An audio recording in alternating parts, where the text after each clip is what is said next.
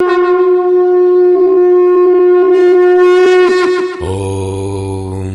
श्री परमात्मने नमः।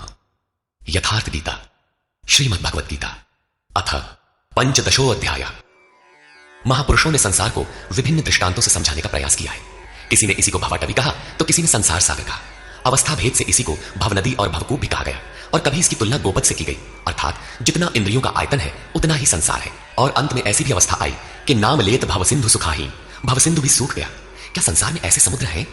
योगेश्वर श्री कृष्ण ने भी संसार को समुद्र और वृक्ष की संज्ञा दी। अध्याय 12 में उन्होंने कहा, जो मेरे अनन्य भक्त हैं उनका संसार समुद्र से शीघ्र ही उद्धार करने वाला होता हूं। यहां प्रस्तुत अध्याय में योगेश्वर श्री कृष्ण कहते हैं कि संसार एक वृक्ष है, इसको काटते हुए ही योगी जन उस परम पद को खोजते हैं। देखें श्री भगवान वाच।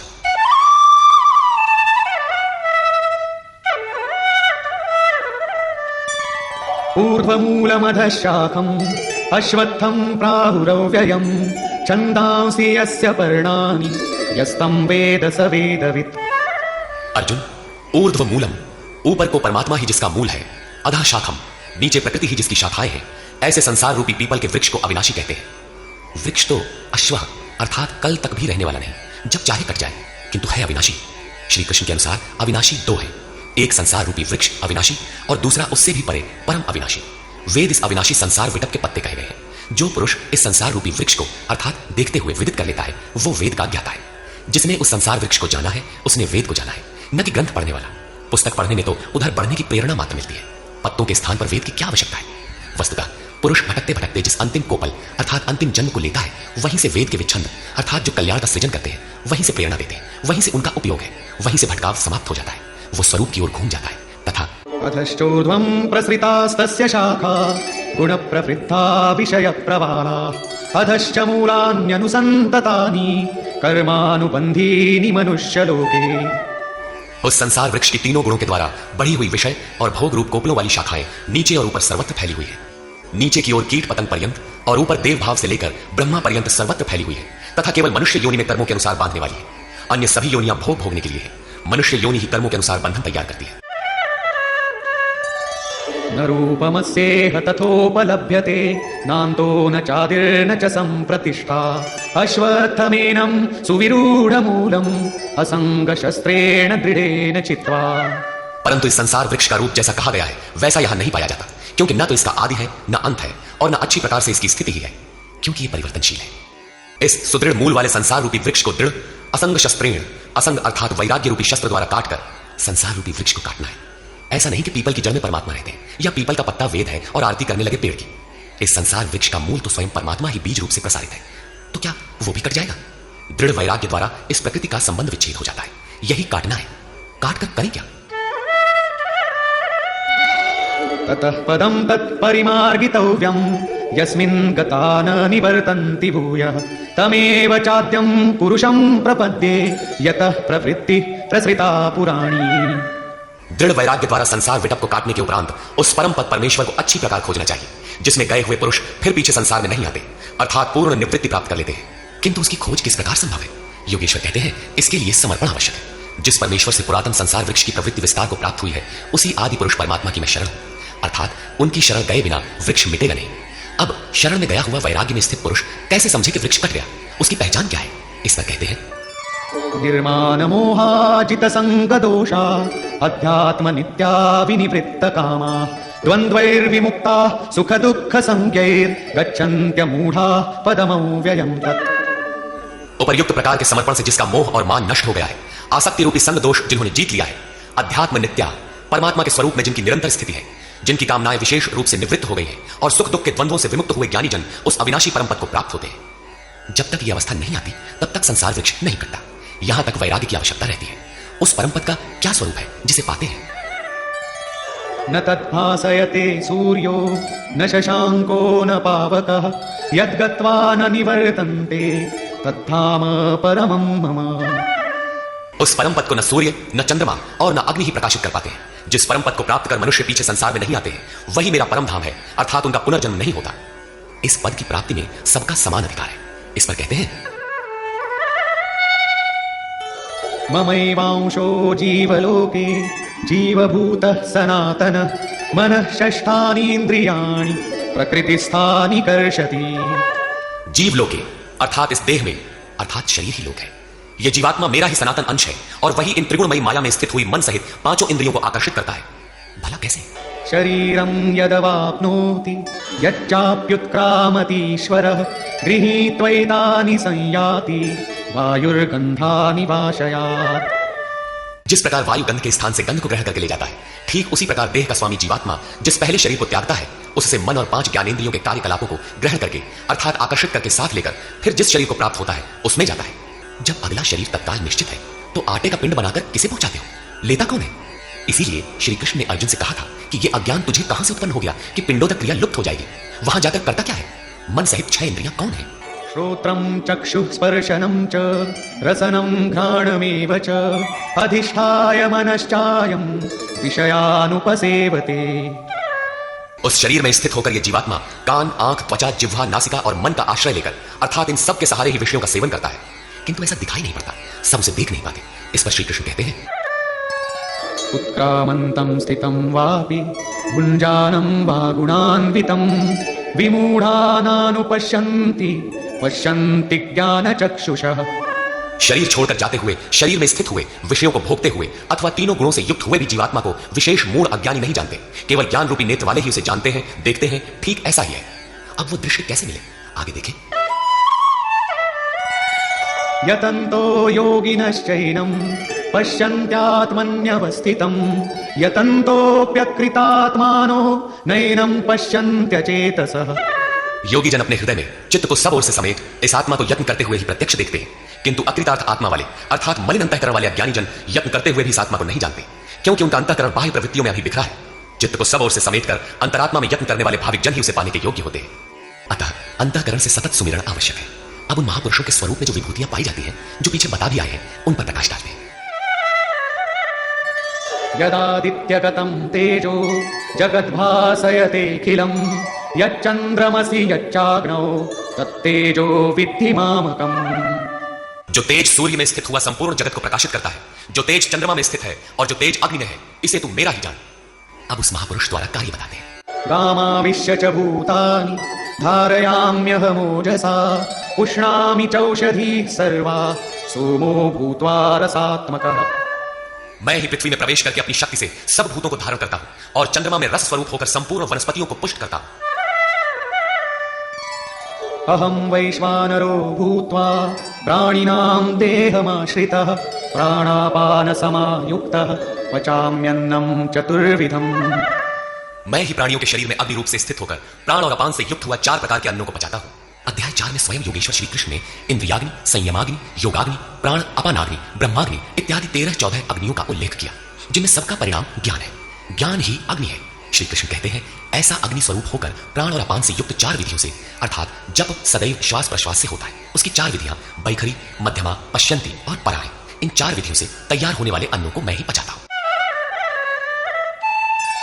सर्वस्य चाहं हृदि सन्निविष्टो मत्तः स्मृतिर्ज्ञानमपोहनं च वेदैश्च सर्वैरहमेव वेद्यो वेदान्तकृद्वेदविदेम चाहम्। मैं ही सब प्राणियों के हृदय में अंतर्यामी रूप से स्थित हूं। मुझसे ही स्वरूप की स्मृति होती है। स्मृति के साथ ही ज्ञान अर्थात साक्षात्कार और अपोहनम अर्थात बाधाओं का शमन मुझ इष्ट से ही होता है। सब वेदों द्वारा मैं ही जानने योग्य हूं। वेदांत का कर्ता अर्थात वेदस्य अंतः सह वेदांत, वेद की अंतिम स्थिति का कर्ता मैं ही हूं और वेदविद भी मैं ही हूं अर्थात वेद का ज्ञाता। अध्याय के आरंभ में उन्होंने कहा था कि संसार वृक्ष है, ऊपर परमात्मा मूल और नीचे प्रकृति पर्यंत शाखाएं हैं। जो इस मूल से प्रकृति का विभाजन करके जानता है, मूल से जानता है, वो वेदविद है। यहां कहते हैं कि मैं वेदविद हूं। उसे जो जानता है, श्री कृष्ण ने अपने को उनकी तुलना में खड़ा किया कि वो वेदविद है, मैं वेदविद हूं। श्री कृष्ण भी एक तत्वज्ञ महापुरुष, योगियों के भी परम योगी थे। यहां ये प्रश्न पूरा हुआ। अब बताते हैं कि संसार में पुरुष का स्वरूप 2 प्रकार का है। द्वाविमौ पुरुषौ लोके क्षरश्चाक्षर एव च क्षरः सर्वाणि भूतानि कूटस्थोऽक्षर उच्यते। अर्जुन, इस संसार में क्षर, क्षय होने वाले, परिवर्तनशील और अक्षर, अक्षय, अपरिवर्तनशील ऐसे 2 प्रकार के पुरुष हैं। उनमें संपूर्ण भूत प्राणियों के शरीर तो नाशवान है, क्षर पुरुष है, और ये कूटस्थ पुरुष अविनाशी कहा जाता है। साधन के द्वारा मन सहित इंद्रियों का निरोध अर्थात जिसकी इंद्रिय समूह कूटस्थ है, वही अक्षर कहलाता है। किंतु यह भी पुरुष की अवस्था विशेष ही है। इन दोनों से भी परे एक अन्य पुरुष भी है। उत्तमः पुरुषस्त्वन्यः परमात्मेत्युदाहृतः यो लोकत्रयमाविश्य बिभर्त्यव्यय ईश्वरः। उन दोनों से अति उत्तम पुरुष तो अन्य ही है जो तीनों लोकों में प्रवेश करके सबका धारण पोषण करता है। और अविनाशी परमात्मा ईश्वर ऐसे कहा गया है। परमात्मा अव्यक्त, अविनाशी, पुरुषोत्तम इत्यादि उसके परिचायक शब्द हैं। वस्तुतः ये अन्य ही है, अर्थात अनिर्वचनीय है। ये क्षर अक्षर से परे महापुरुष की अंतिम अवस्था है जिसको परमात्मा इत्यादि शब्दों से इंगित किया गया है, किंतु वो अन्य है अर्थात अनिर्वचनीय है। उसी स्थिति में योगेश्वर श्री कृष्ण अपना भी परिचय देते हैं यथा यस्माक्षरमतीतोऽहम् अक्षरादपि चोत्तमः अतोऽस्मि लोके वेदे च प्रथितः पुरुषोत्तमः। उपर्युक्त नाशवान परिवर्तनशील क्षेत्र से सर्वथा अतीत हूं और अक्षर अविनाशी कूटस्थ पुरुष से भी उत्तम हूं, इसलिए लोक और वेद में पुरुषोत्तम नाम से प्रसिद्ध हूं। यो मामेवमसम्मूढो जानाति पुरुषोत्तमं स सर्वविद् भजति मां सर्वभावेन भारत। हे भारत, जैसा कि ऊपर कहा गया है कि इस प्रकार जो ज्ञानी पुरुष मुझ पुरुषोत्तम को साक्षात जानता है वो सर्वज्ञ पुरुष सब प्रकार से मुझ परमात्मा को ही भजता है, वो मुझसे विलग नहीं है। इति गुह्यतमं शास्त्रम् इदमुक्तं मया नघ एतद्बुद्ध्वा बुद्धिमान् स्यात् कृतकृत्यश्च भारत। हे निष्पाप अर्जुन, इस प्रकार ये अति गोपनीय शास्त्र मेरे द्वारा कहा गया। इसको तत्व से जानकर मनुष्य पूर्ण ज्ञाता और कृतार्थ हो जाता है। अतः योगेश्वर श्री कृष्ण की यह वाणी स्वयं में पूर्ण शास्त्र है। श्री कृष्ण का यह रहस्य अत्यंत गुप्त था, उन्होंने केवल अनुरागियों से बताया। ये अधिकारी के लिए ही है। श्री कृष्ण का यह स्वरूप सबके लिए था भी नहीं। कोई उन्हें राजा, कोई दूत तो कोई यादव ही मानता था, किंतु अधिकारी अर्जुन से उन्होंने कोई दुराव नहीं रखा। उसने पाया कि वो परम सत्य पुरुषोत्तम नहीं, दुराव रखते तो उसका कल्याण ही ना होता। यही विशेषता प्राप्ति वाले प्रत्येक महापुरुष में पाई गई। रामकृष्ण परमहंस देव एक बार बहुत प्रसन्न थे। भक्तों ने पूछा, आज तो आप बहुत प्रसन्न हैं? बोले, आज मैं वो परमहंस हो गया। उनके समकालीन कोई अच्छे महापुरुष परमहंस थे, उनकी ओर संकेत किया। कुछ देर बाद वो मन क्रम वचन से विरक्ति की आशा से अपने पीछे लगे साधकों से बोले, देखो अब तुम लोग संदेह न करना, मैं वही राम हूं जो त्रेता में हुए थे, वही कृष्ण हूं जो द्वापर में हुए थे, मैं उन्हीं की पवित्र आत्मा हूं, वही स्वरूप हूं। यदि पाना है तो मुझे देखो। ठीक इसी प्रकार पूज्य गुरु महाराज भी सबके सामने कहा करते थे, हो हम भगवान के दूत हैं, जिस सचहु का संत है वो भगवान का दूत है, हमारे द्वारा ही उनका संदेशा मिलता है। पूज्य महाराज जी सबसे तो इतना ही कहते थे, न किसी विचार का खंडन न मंडन, किंतु जो विरक्ति में पीछे लगे थे उनसे कहते थे, केवल मेरे स्वरूप को देखो। यदि तुम्हें उस परम तत्व की चाह है तो मुझे देखो, संदेह मत करो। बहुतों ने संदेह किया तो उनको अनुभव में दिखाकर उन बाह्य विचारों से हटाकर अपने स्वरूप में लगाया। वे अद्यावधि महापुरुष के रूप में अवस्थित हैं।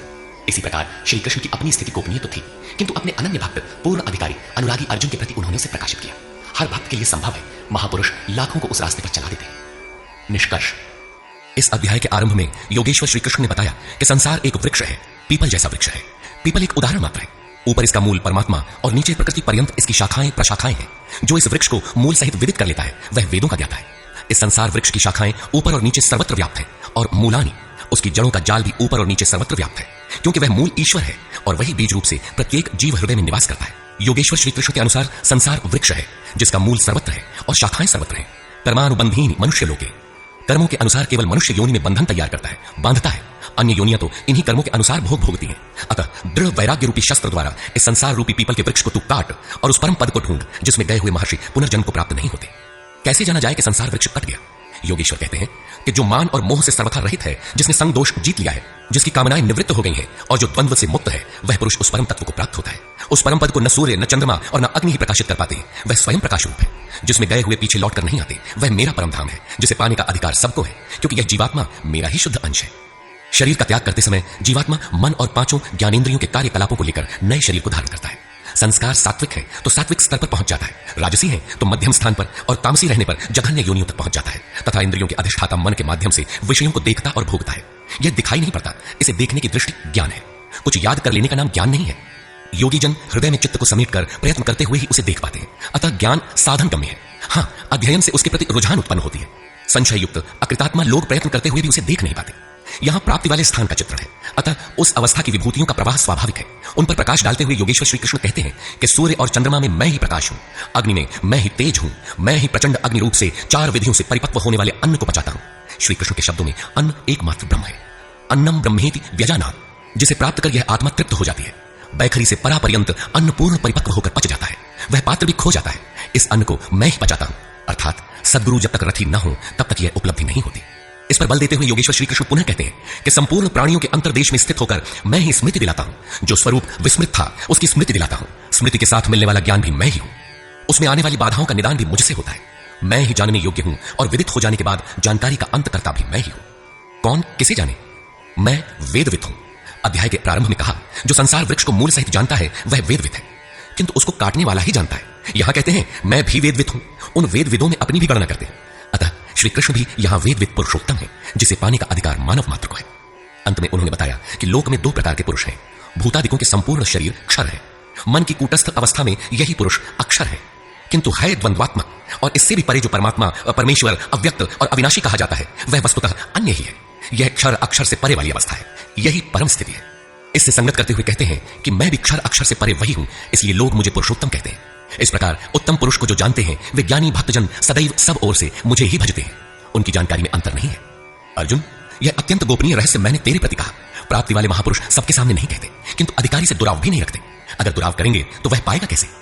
इस अध्याय में आत्मा की 3 स्थितियों का चित्रण क्षर, अक्षर और अति उत्तम पुरुष के रूप में स्पष्ट किया गया, जैसा इससे पहले किसी अन्य अध्याय में नहीं है। अतः ओम तत्सदिति श्रीमद्भगवद्गीता सूपनिषत्सु ब्रह्म विद्यायाम योग शास्त्रे श्री कृष्ण अर्जुन संवादे पुरुषोत्तम योगो नाम 15वां अध्याय। इस प्रकार स्वामी अड़गड़ानंद कृत श्रीमद्भगवद्गीता के भाष्य यथार्थ गीता का 15वां अध्याय पूर्ण होता है। हरि ओम तत्सत।